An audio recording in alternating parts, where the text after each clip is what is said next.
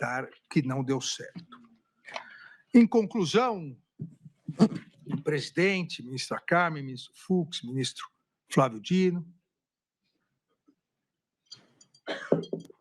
a organização criminosa narrada na denúncia pela Procuradoria-Geral da República, ela realmente iniciou a prática das condutas criminosas com atos executórios concretos e narrados anteriormente, em meados de julho de 2021, e permaneceu atuante até o dia 8 de janeiro de 2023, tendo sido composta, em sua maioria, por integrantes do governo federal da época e por militares das Forças Armadas, e teve o claro objetivo de impedir e restringir o pleno exercício dos poderes constituídos, em especial o poder judiciário, por meio do Supremo Tribunal Federal e do Tribunal Superior Eleitoral, bem como tentar impedir a posse ou depor o governo legitimamente eleito em outubro de 2022. O réu, Jair Messias Bolsonaro, exerceu a função de líder da estrutura criminosa e recebeu ampla contribuição de integrantes do governo federal e das Forças Armadas, utilizando-se da estrutura do Estado brasileiro para a implementação de seu projeto autoritário de poder, conforme fartamente demonstrado nos autos. Jair Messias Bolsonaro foi fundamental para reunir indivíduos de extrema confiança do alto escalão do governo federal que integravam um núcleo central da organização criminosa, como o réu Alexandre Ramagem, então diretor-geral da ABIN, o réu Anderson Torres, delegado da Polícia Federal,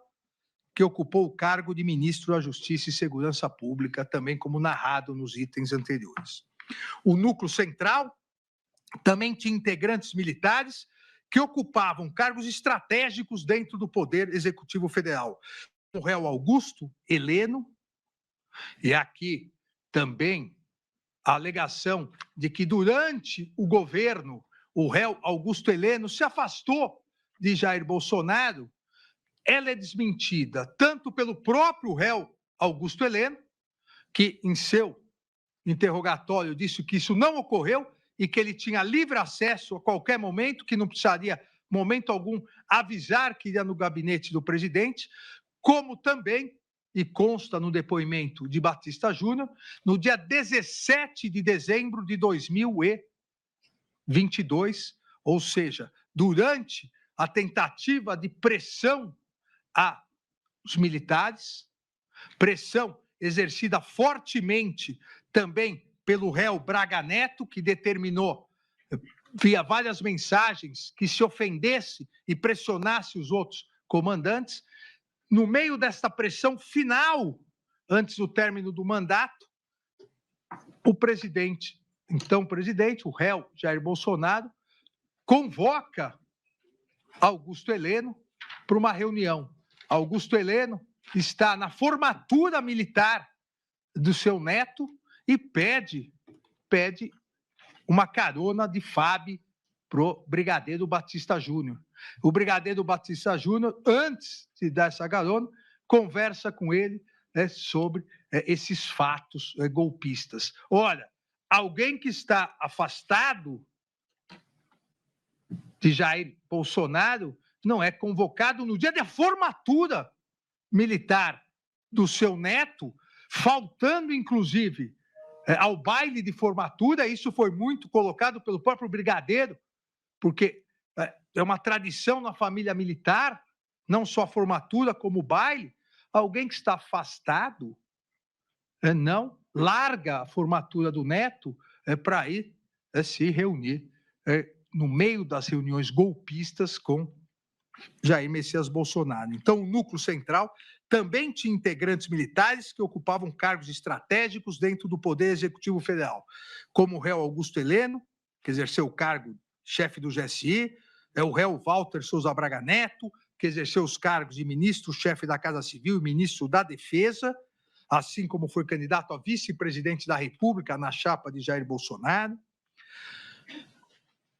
O réu Paulo Sérgio Nogueira de Oliveira, que exerceu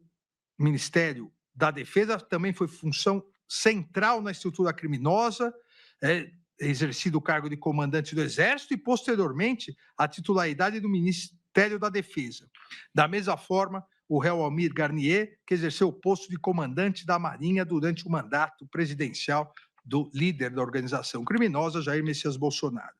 Por sua vez, o réu colaborador Mauro César Barbosa Cid, que ocupava a função de ajudante de ordens do réu Jair Messias Bolsonaro, também desempenhou papel fundamental na execução das ações, sendo o principal interlocutor do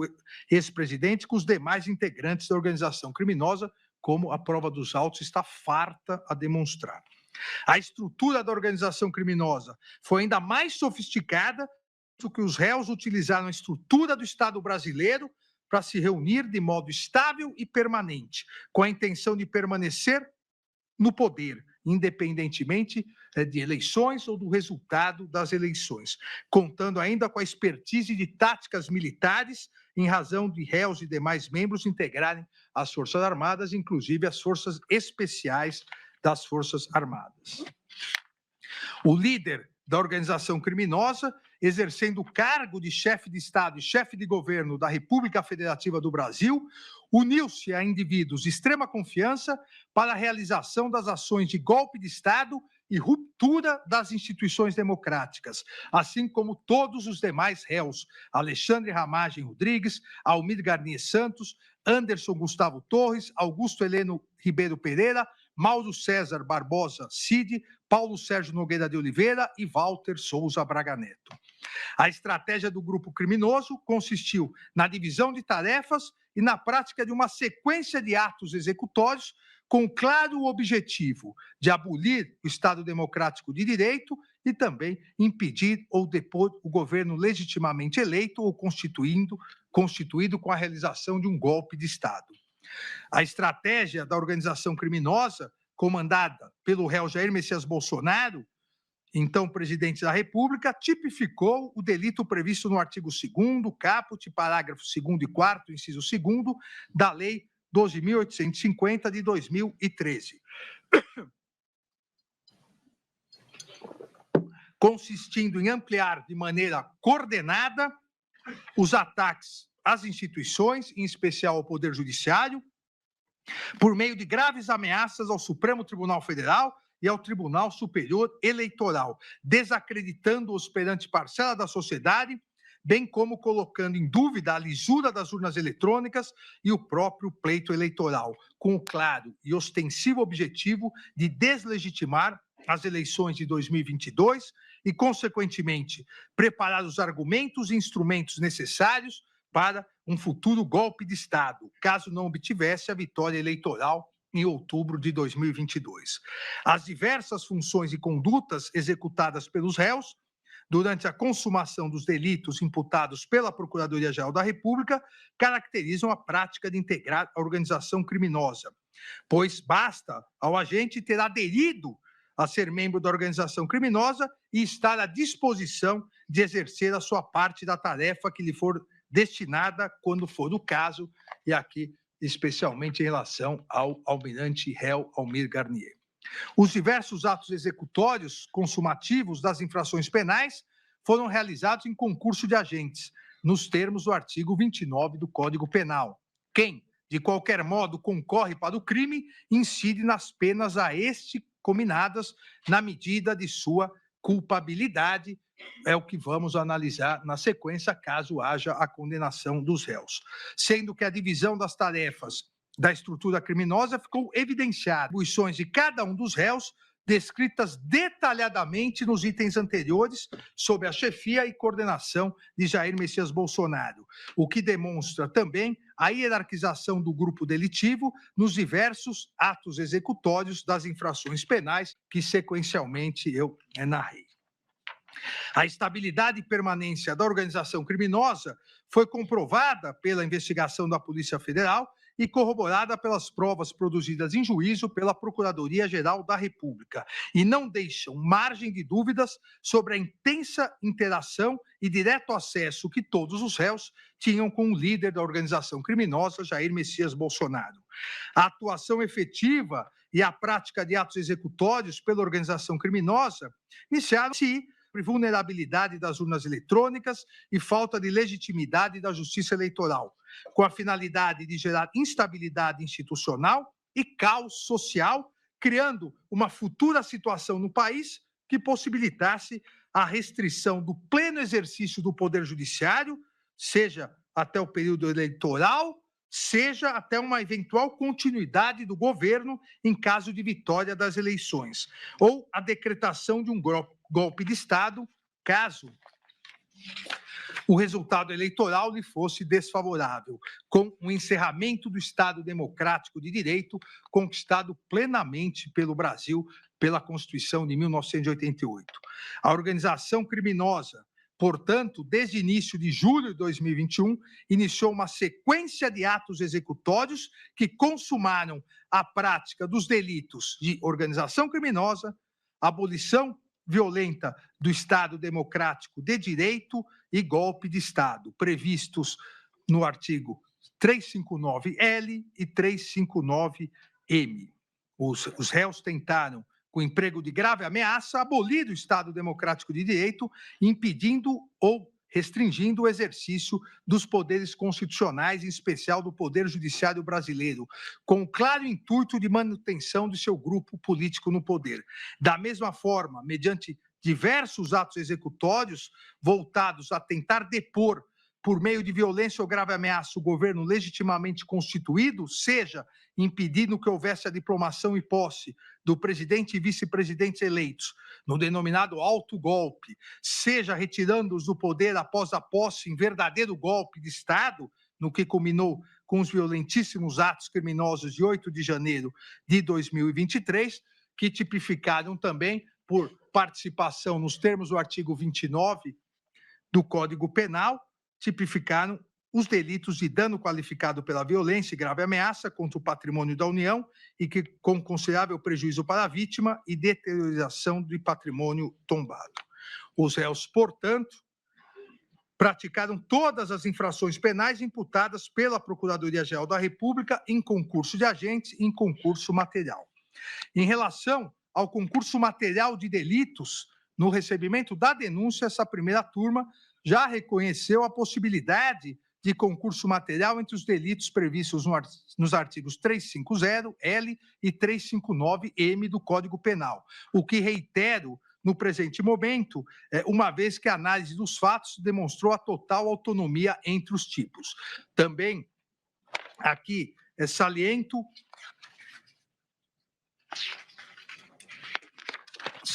que o plenário do Supremo Tribunal Federal por 8 votos a 3, e a turma a primeira turma, por inicialmente 5 votos a 0, posteriormente, com a divergência do eminente ministro Luiz Fux, por 4 votos a 1, já decidiu mais de 600 casos, reconhecendo concurso material de delitos entre o artigo 359-L e o 359-M. A figura típica do artigo 359-L, denominada abolição violenta do Estado Democrático, prevê tentar, com emprego de violência ou grave ameaça, abolir o Estado Democrático de Direito, impedindo ou restringindo o exercício dos poderes constitucionais. Esse artigo criminaliza a tentativa de abolir o próprio Estado Democrático de Direito por meio de restrição aos exercícios dos poderes constitucionais. Os 3 poderes são tutelados pela norma jurídica. Ao criminalizar a conduta de restringir o exercício dos poderes constitucionais, o artigo 359-L permite, como no caso em questão, que o chefe do Executivo, no exercício do seu mandato, pratique diversas condutas criminosas por meio de grave ameaça ou violência para impedir ou restringir o pleno exercício do Poder Judiciário, como poderia ser também em relação ao Poder Legislativo. Essas condutas configuram a tentativa de abolição do Estado Democrático de Direito pelo presidente da República legitimamente eleito, sem que houvesse qualquer golpe de Estado, inclusive porque, nessa hipótese, a proteção legal estaria destinada, no caso concreto, ao Poder Judiciário, mas também poderia ser ao Poder Legislativo. Diferentemente no tipo penal descrito no artigo 359-M, tentar depor por meio de violência ou grave ameaça o governo legitimamente constituído, a objetividade jurídica é a proteção do governo legitimamente constituído. Ou seja, a norma jurídica pretende proteger o Poder Executivo, o governo eleito democraticamente pelo povo, pretende proteger contra roubos ditatoriais, inclusive por meio de intervenções militares. São tipos penais diversos, como atesta toda a doutrina. Na presente ação penal, a Procuradoria-Geral da República imputa tipos penais que tutelam bens jurídicos distintos, com absoluta independência típica, cujas condutas dos agentes narradas detalhadamente foram de forma autônoma, ofendendo cada bem jurídico tutelado pelo ordenamento jurídico, e foram praticados em momentos distintos por meio de diversas condutas com desígnios autônomos, impedindo, portanto, a aplicação da consunção ou absorção. A consunção, ou o princípio da absorção, ou regra da absorção, aplica-se quando há unidade de desígnio, de forma que o agir do agente se dirige exclusivamente à obtenção de um único resultado criminoso. Nessa hipótese, o crime meio, de função subordinada, é absorvido pelo crime fim, por não possuir autonomia lesiva nem representar nova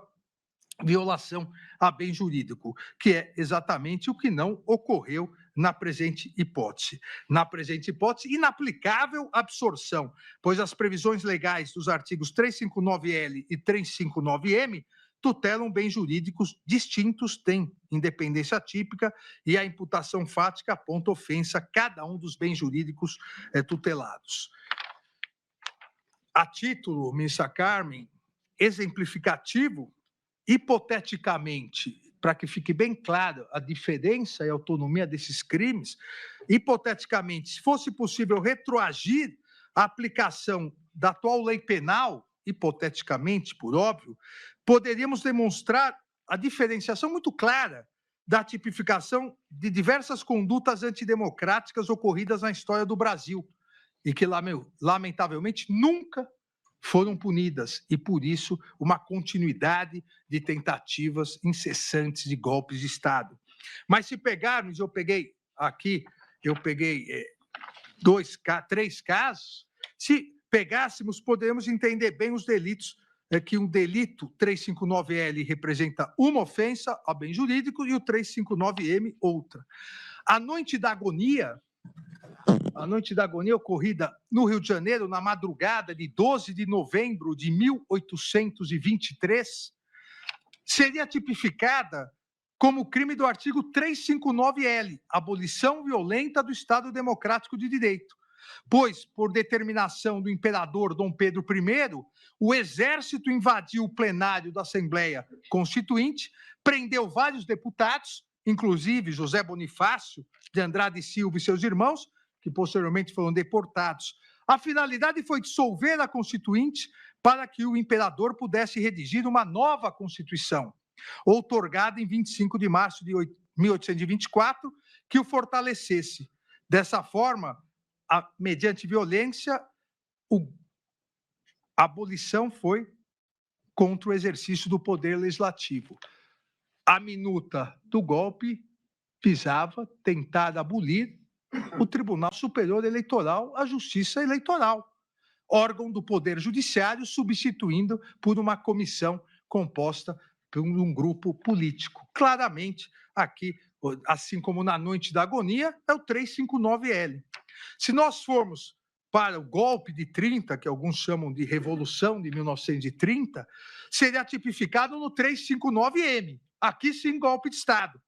pois constituiu um movimento armado liderado pelo Rio Grande do Sul, Minas Gerais, Paraíba, que depois o governo legitimamente constituído por Washington Luiz, em 24 de outubro de 1930, impedindo a posse do presidente eleito Júlio Prestes, encerrando a denominada República Velha e colocou no poder Getúlio Vargas. Aqui o golpe de Estado.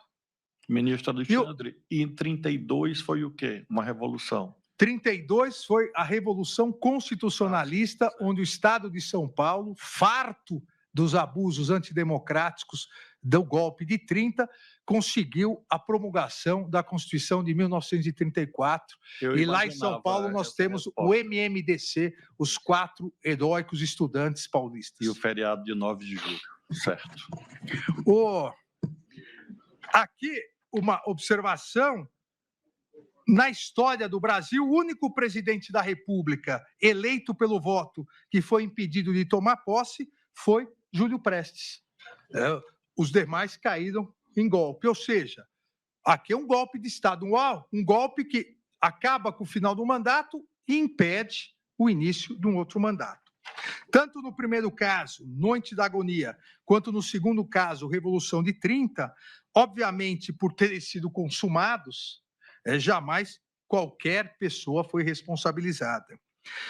Evidentemente, exatamente por isso, os tipos penais têm a elementar, como eu já disse, tentar.